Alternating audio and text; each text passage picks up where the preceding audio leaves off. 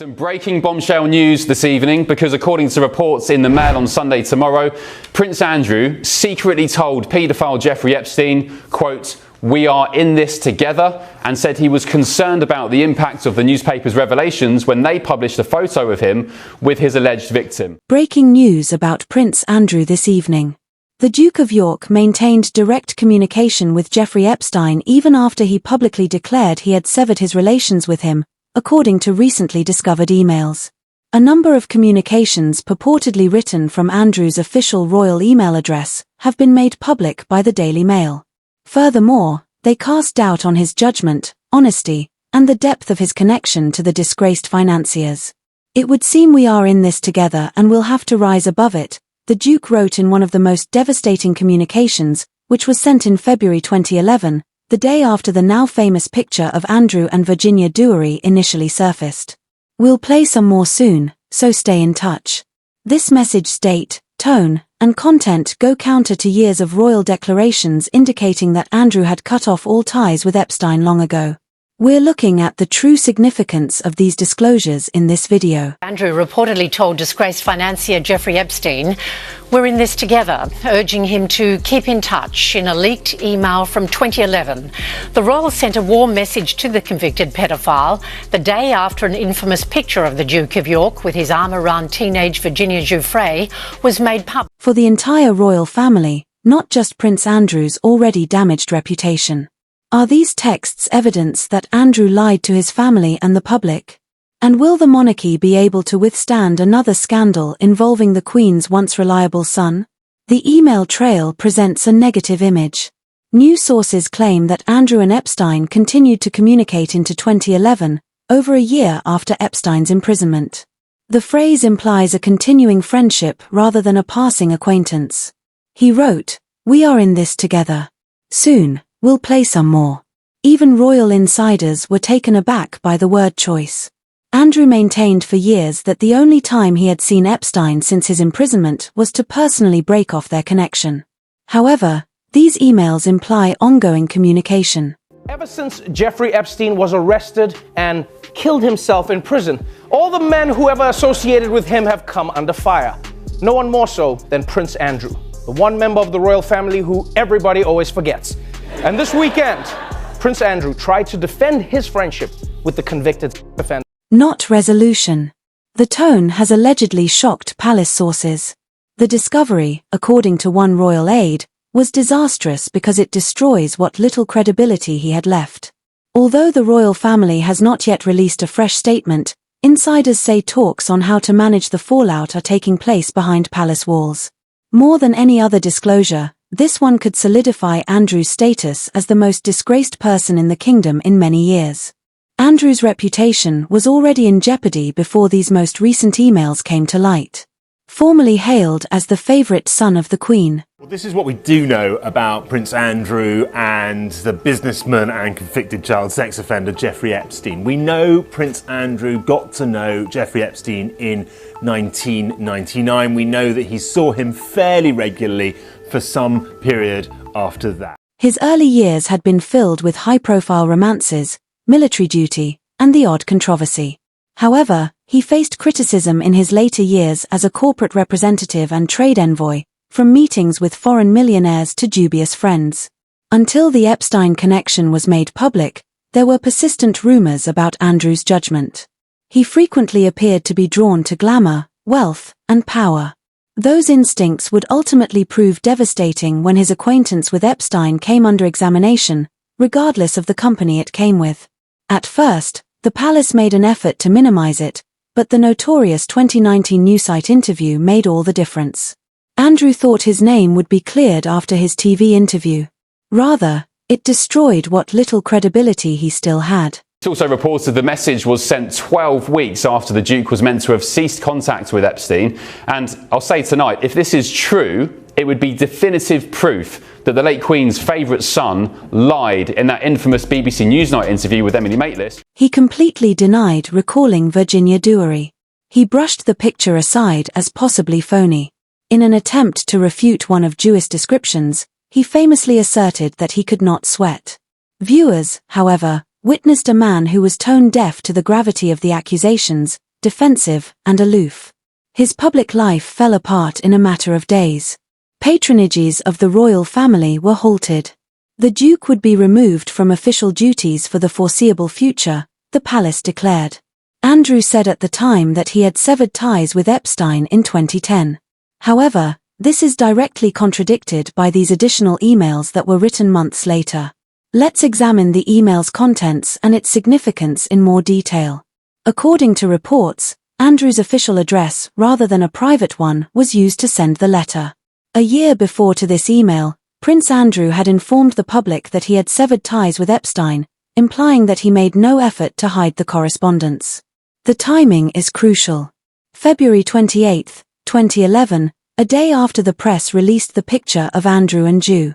Instead of concern or regret, the Duke's tone was informal, even cheerful. "Keep in close touch, and we'll play some more soon," he concluded. The phrase "we are in this together" suggests that the parties are managing the problem collectively or, at the very least, are both aware of the harm to their reputations. If the email is real, it demonstrates that Andrew wasn't putting any distance between himself and others. Prince Andrew had told the media he had cut contact with Epstein a year before this email. In the early aftermath of the image's release, he was in contact with Epstein, perhaps even conspiring with him. For royal observers, that is a game changer. There's more to this awful headline than that. Every promise Andrew made to the public, the late Queen, and his mother that he had severed relations and done nothing wrong is called into question by this. Shock and rage have reportedly been the reactions inside the palace. It is reported that senior assistants, who are already exhausted from protecting Andrew, feel that there is no way back, not even a narrow one. King Charles is unlikely to be lenient because he is committed to defending the institution. In private, according to several palace employees, Andrew is radioactive. He and Sarah Ferguson reside at Royal Lodge in Windsor, where he continues to live largely alone. And he gave the most royally out-of-touch defense we have ever heard. Prince Andrew speaking publicly for the first time about his relationship with now-deceased multi-millionaire and convicted sex offender Jeffrey Epstein. Do I regret the fact that he has quite obviously conducted himself in a manner unbecoming? Yes. Charles has adopted a tougher stance than the late Queen, who had expressed compassion for her son. His notion of a contemporary, slimmed-down monarchy is undermined by every new scandal. One was duty-driven rather than dramatic. Moral authority is essential to the monarchy, and that basis is eroded by every inconsistency in Andrew's account. There is more to this discovery than an email. What it represents is important. In Britain's oldest institution, deceit, entitlement, and the breakdown of accountability. The royal family has endured for decades by carefully controlling public opinion through remoteness, dignity, and silence. However, every secret fact eventually comes to light in the era of digital leaks. These emails do more than harm one man's reputation if they turn out to be real. They cast doubt on the legitimacy of the whole royal apparatus that used to support him. Andrew's example demonstrates how difficult it is for contemporary monarchies to balance openness, honesty, and confidence. Now what? According to palace insiders, no comment would be made right away. Although the harm is cumulative, the wait and contain method is used. The public's tolerance has long since run out, and more evidence may come. The days of Andrew being a working royal are long gone. If there was ever a way for him to be saved, it's closed. Many contend that even his remaining titles and privileges are unworthy, but his current concentration appears to be on maintaining them. Protecting the monarchy from its own transgressions is King Charles's problem. He might soon be under pressure to act decisively and conspicuously, possibly depriving Andrew of his last honours or even expelling him from the Royal Lodge. Prince Andrew and the entire royal family are devastated by the most recent discoveries.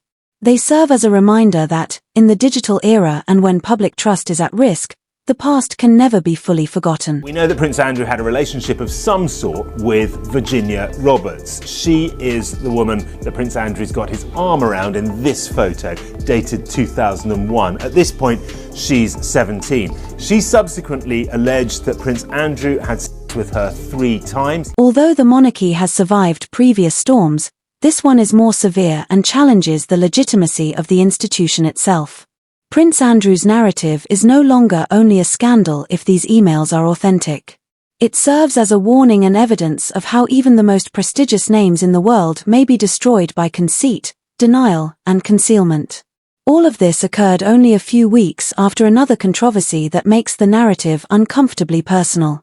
For years, Andrew has had the support of Sarah, Duchess of York, also known as Fergie, who lives with him at Royal Lodge, publicly defends him, and maintains that he is misunderstood. However, according to recent accounts, she was also communicating with Jeffrey Epstein in a manner that even seasoned royal watchers found shocking. Sarah Ferguson described Epstein as her best friend and a loyal and generous supporter, according to freshly discovered correspondence. The emails are from 2011, which is also when Andrew was supposedly still communicating with him. In an effort to prevent Epstein from suing her after she had connected him to bad headlines, her spokeswoman has since attempted to explain the matter by asserting that the message was composed under duress. However, the public suffered the harm. The pictures were incriminating. An additional senior royal made contact.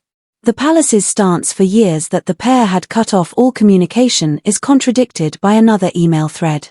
The irony is almost poetry. Two ex-spouses who were bound together by divorce but still shared a home and public persona are now reunited by scandal. It's remarkable how coincidental the two email finds were.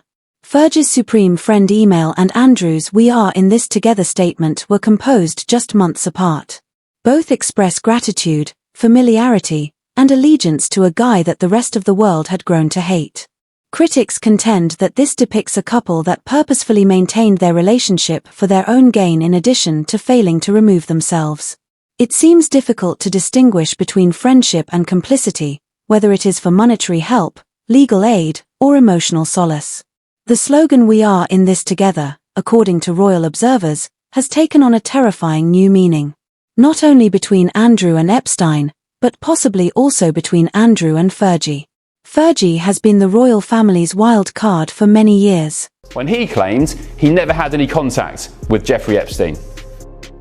Well, I ceased contact with him after I was aware that he was under investigation, and that was later on in 2006. Charming but impetuous.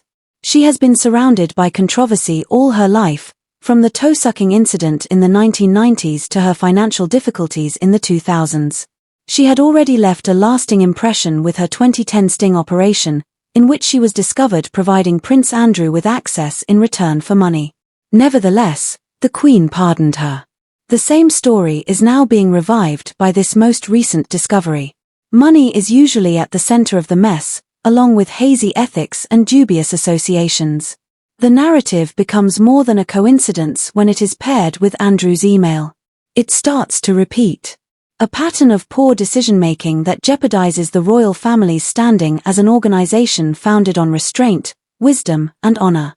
The atmosphere inside Buckingham Palace is said to be gloomy. It's like a never-ending nightmare, according to one assistant. Already irritated by his brother's incapacity to avoid making news, King Charles now has to deal with two crises.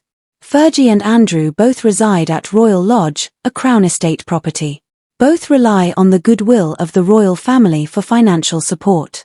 Though eviction would lead to a new media frenzy and potential legal issues, there are rumors that Charles wants the couple to go in order to save money and to symbolically end a troubled chapter.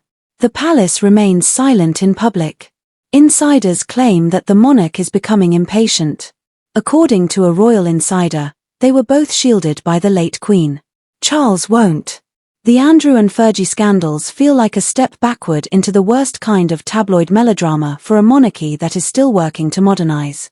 Every email, denial, and half-truth erodes the moral base upon which the royal family is built. Misconduct is not the only issue. Credibility is the key. Errors are forgiven by the public. They are unable to forgive dishonesty. The Duke and Duchess of York are now both accused of deceiving the country, if not legally, then at least morally. Ultimately, this is more than the tale of a single prince's demise. It tells the tale of two individuals who, at one point, embodied the monarchy's modernism and freshness but have now come to embody scandal and bad judgment. Both Fergie's and Andrew's legacy are now shaped by the emails that surfaced in 2011. They serve as a reminder to the world that no secret remains hidden and that no one can be protected from the truth by their royal title. Even if the monarchy survives, the Duke and Duchess of York's tainted reputation will never completely heal. Their tale is no longer one of luxury or glitz. It has to do with responsibility, repercussions, and the silent breakdown of royal confidence. Well, he may be sweating profusely tonight, if that's at all possible, with Prince Andrew, because in a further extraordinary revelation, the messages from 2011 also reportedly read, quote, "Keep in touch and we'll play some more soon." Dear oh dear. So where do the royal family go from here? Is it time